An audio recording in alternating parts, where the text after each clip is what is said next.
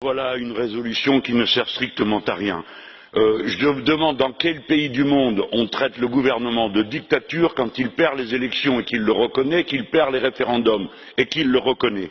Dans quel pays au monde on est d'accord pour soutenir un opposant qui stocke chez lui des armes de guerre et des bombes? Si vous faites ça, alors préparez-vous à traiter de prisonnier politique n'importe quel terroriste que nous avons arrêté. Peut-être que M. Maduro aurait dû faire donner 1000 coups de fouet à cet opposant, parce qu'alors il bénéficierait du silence complice de cette Assemblée, comme vous le faites pour l'Arabie Saoudite, dont vous trouvez cependant le moyen de citer l'un des ressortissants qui est président de la Commission des droits de l'homme, oui, un Saoudien président de la Commission des droits de l'homme de l'ONU, pour montrer du doigt Venezuela.